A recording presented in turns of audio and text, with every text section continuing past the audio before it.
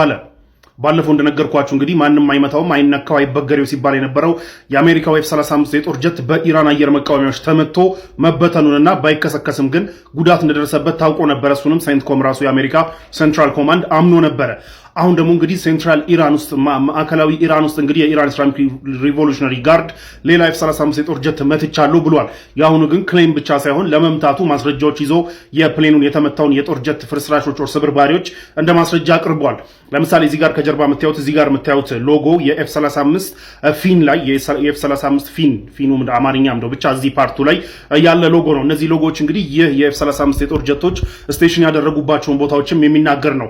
አሁን ለምሳሌ ኢራን ካቀረበችው የመታውት ብላ ካቀረበችው ፍርስራሾች መካከል እንግዲህ እዚህ ጋር የሚታየው አንዱ የኤፍ35 የፊኑ ፓርት ነው። እዚህ ላይ እንደምታዩት ዩሮፕ የሚል ጽሁፍ ይታያል። ክሊርሊ ዩሮፕ የሚል ጽሁፍ ይታያል።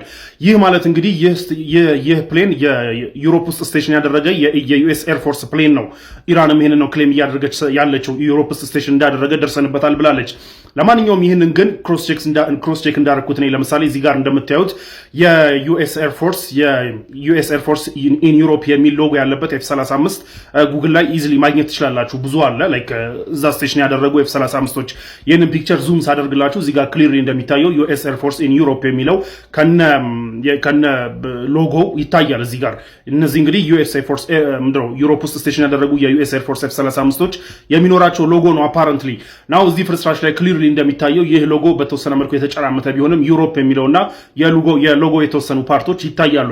ከዛ ውጪ የተለያዩ ፍርስራሾችንም ስብርባሪዎችንም እንደ ማስረጃ አቅርባለች። እንግዲህ ኢራን በሴንትኮም በኩል እስካሁን ድረስ የተባለ ነገር የለም። ኮንፈርም የተደረገም ዲናይ የተደረገም ነገር የለም። እስካሁን ድረስ ጸጥ እንደተባለ ነው። ኢራን ግን መታው ካለች በኋላ ከክሌም አልፋ ማስረጃዎች አቅርባለች። ሴንትኮም ምን ይላል የሚለውን የምናየው ነው የሚሆነው። ሴንትኮም ግን አመነ ማለት የኤፍ35 ሌጀንደሪ እንትን ያበቃለታል ማለት ነው። ምክንያቱም ክሊርሊ ሁለቴ ተመታ ማለት ነው። የባለፈውን አምኗል። ያሁኑንም ካመነ እንግዲህ F35 ባይ ይባላል ማለት ነው። ከቶፕ እንትንነቱ ሌላ ስራ ሊሰራ ነው እንግዲህ ሌላ ጀቶች ሊመረቱ ነው ማለት ነው። ሌላ ጸዴ ጀቶች the happiest dude about it ማን እንደሆነ ታውቃላችሁ። እንግዲህ ሌላ አዲስ ቢመረጥ ባለፉት 4 ሳምንታት በዶናልድ ትራምፕ የባሊስቲክ ሚሳይል የመተኮስ አቅሟ አብቅቶለታል ስትባል የነበረችው ኢራን እንደገና ትናንትና ማታ እንግዲህ ጦርነቱ ከጀመረ ጀምሮ ትልቁ የተባለውና የመጀመሪያውን ፐብሊክ ስፒቻቸውን ሲያደርጉ የነበሩት ትራምፕ በትናንትናው ንግግራቸው የባሊስቲክ ሚሳይል የመተኮስ አቅሟ አብቅቶላታል እያሉ ባለበት ሰዓት አት ዘ ሴም ታይም እንግዲህ ኢራን ይህ ጦርነት ከጀመረ ከመጀመሪያው ቀን በኋላ እንግዲህ የመጀመሪያው በጣም ብዙ ቁጥር ያለው ባሊስቲክ ሚሳይል መተኮሷ ተነግሯል።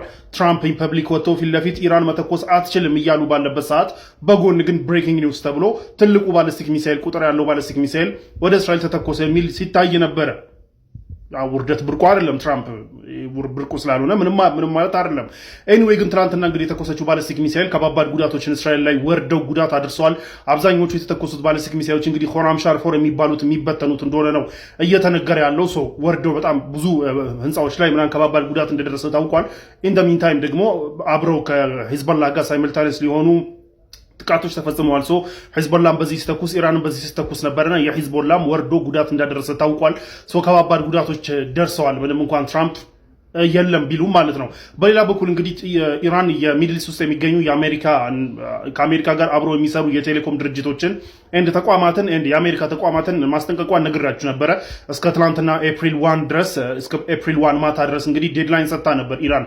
እነዚህ ውስጥ እንግዲህ አማዞን ሜታ ዴል ኢንቴል ምናምን የአሜሪካ እንትኖች እነዚህን በሙሉ እንግዲህ ያስጠንቀቃ ነበረ ኢራን እመታለሁ ብላና ያ ዴድላይን እንግዲህ ትናንትና ኤፕሪል 1 ላይ ማለቁን ተከትሎ ባህሬን የሚገኘውን ባትሌኮም የሚባለውን የባህሬን ትልቁ የቴሌኮም ሰርቪስን እንግዲህ ትናንትና አጥቅታለች። ዴድላይኑ ካለቀበት ሰዓታት ውስጥ አጥቅታለች እና ይህ ቴሌኮም ሰርቪስ እንግዲህ ትልቁ በሪጅን ውስጥ ትልቁ የሚባለውን የአማዞንን ዌብ ሆስት የሚያደርግ ነው። አማዞን ላይ ዳይሬክትሊ ታርጌት አድርጋ እንግዲህ ያንን ጥቃቷን ቃል በገባቸው መሰረት ፈጽማለች ማለት ነው። በሌላ በኩል የእስራኤል የአየር ኃይል እንግዲህ ትናንትና የኢራን የፎርመር የቀድሞ የውጭ ጉዳይ ሚኒስቴርን የግድያ ሙከራ አድርጎ ነበር። ከማል ይባላሉ ሰውየው እዚህ ጋር የምታዩዋቸውን ሰውዬ እኒህ ሰውዬ እንግዲህ ከኦፊስ ከወጡ ቆይተዋል። የኢራን ባለስልጣንም አይደሉም። በፊቱ የቀድሞ የፎሬን ሚኒስቴር ናቸው። ሪታየርድ አድርገዋል። ነገር ግን ሰሞኑን እንግዲህ ኢራን በፓኪስታንና ከቻይና ጋር እንግዲህ ኢኒሼቲቭ አለ ከአሜሪካ ጋር ድርድር እንዲካሄድና ያንን ጉዳይ እየመሩ ያሉት እሳቸው ነበሩ። ድርድር እንዲካሄድ ከፓኪስታንና ከቻይና ጋር ኮኦርዲኔት እያደረጉ ድርድሩን እያመቻቹ ነበር የነበረው። ምንም አይነት የጦርነትም የምንም ዲሲሽን የሚሰጡ አይደሉም። ፎርመር የቀድሞ መሪ ናቸው።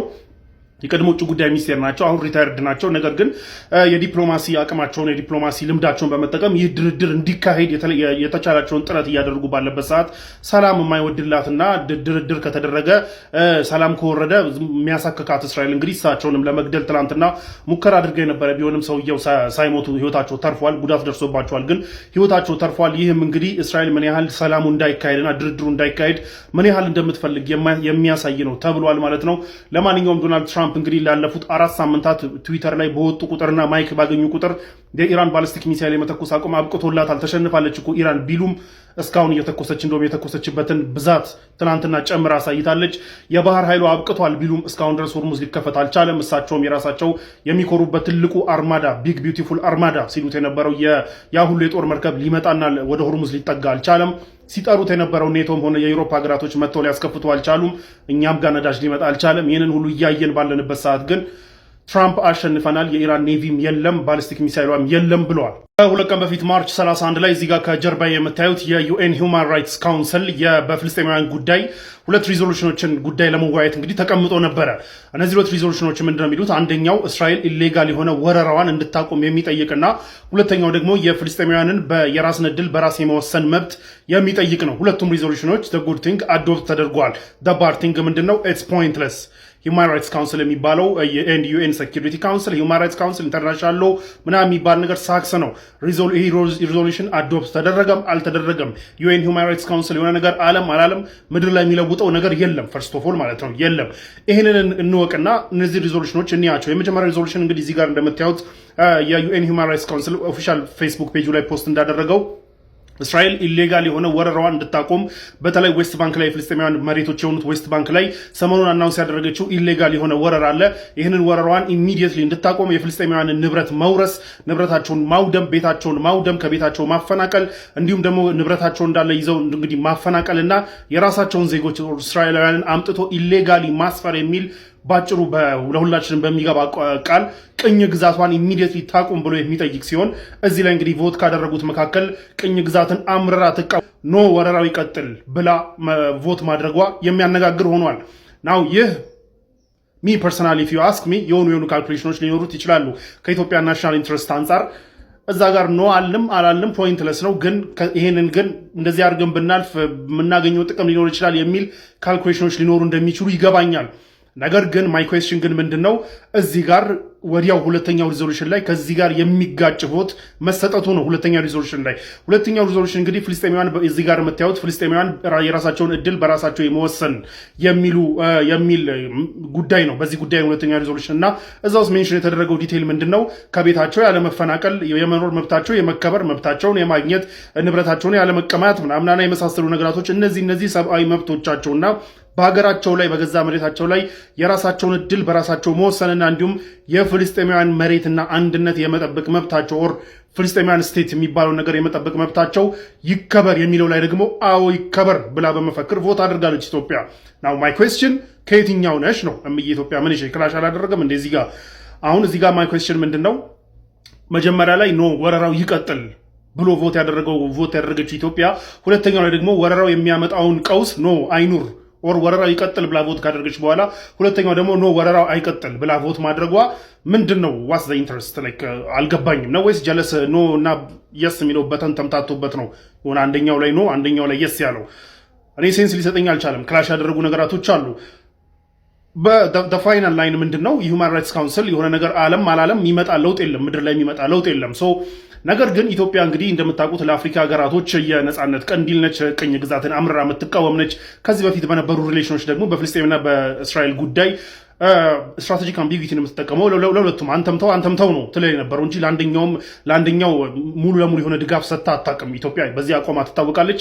ከዚህ በፊት የነበሩት ደግሞ በፊት ከኃይለ ሥላሴ ጊዜ ጀምሮ የነበሩት ደግሞ የምርም የፍልስጤም ነጻነት ታጋዮችን ይደግፉ የነበሩ ናቸው።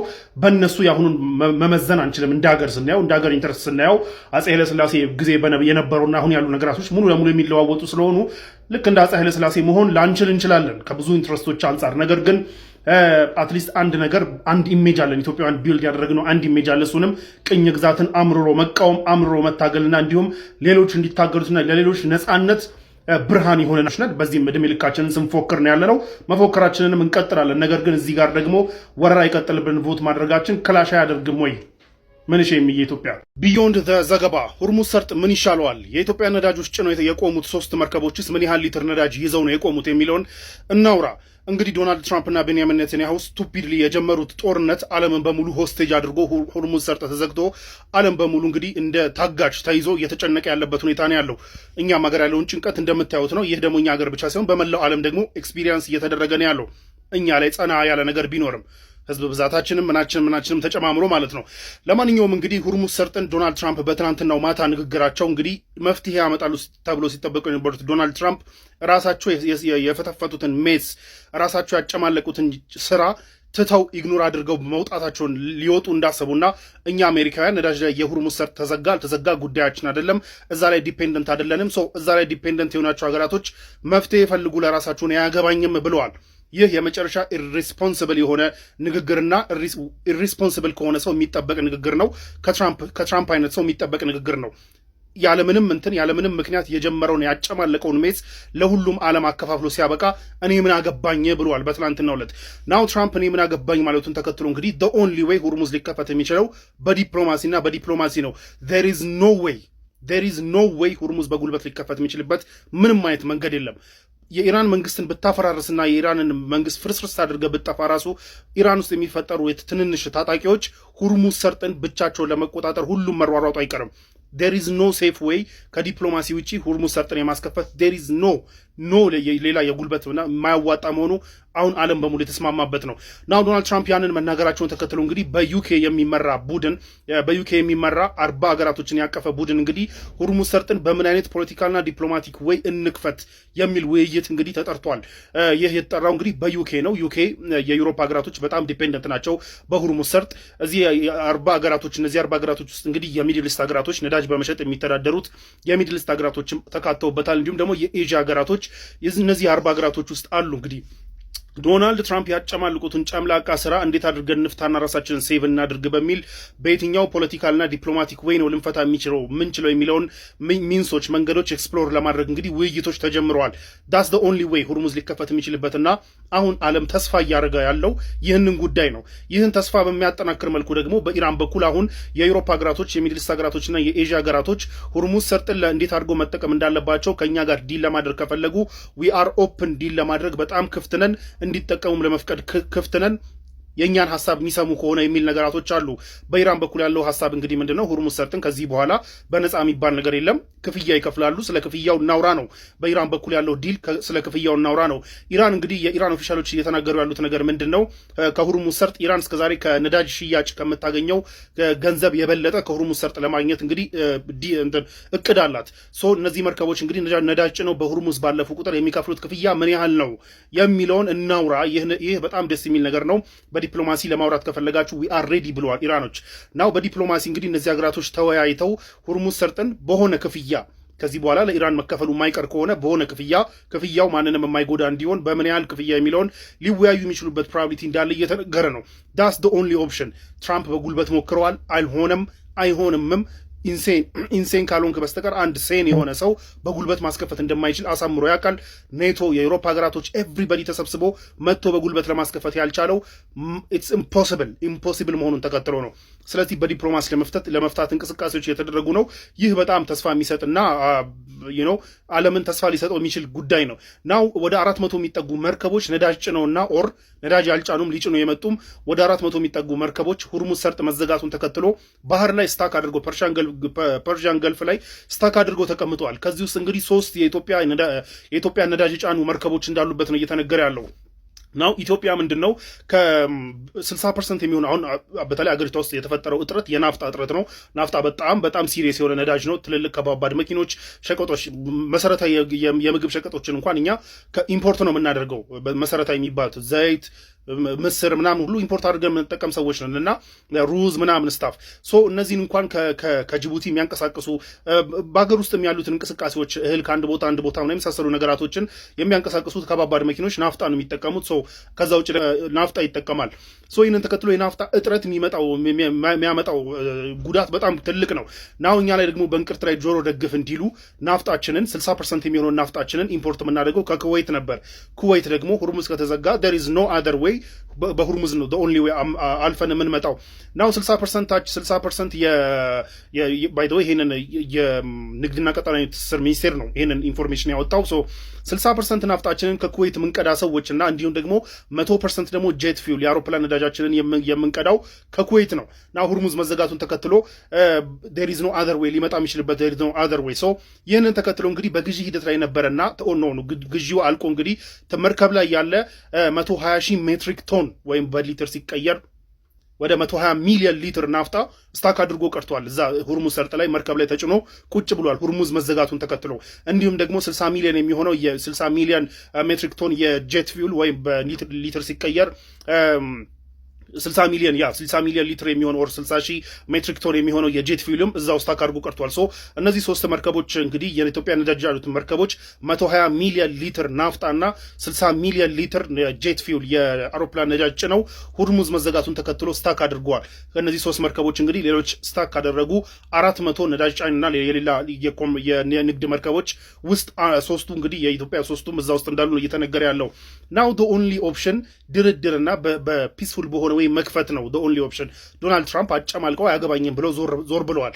ስለዚህ the only option ዲፔንደንት እስከሆነ ድረስ በድርድር መፍታት መሆኑን ተከትሎ እንግዲህ ኢቭን በዚህ ጦርነት አታክ ሲደረጉ የነበሩት እነ ባህሬን እና ዩኤኢ ምናምን የመሳሰሉ ሀገራቶች የተካተቱበት 40 የሚሆኑ ሀገራት እንግዲህ በዩኬ መሪነት እንዴት አድርገን በዲፕሎማሲ እንፍታ የሚለውን ውይይት መጀመራቸው ታውቋል።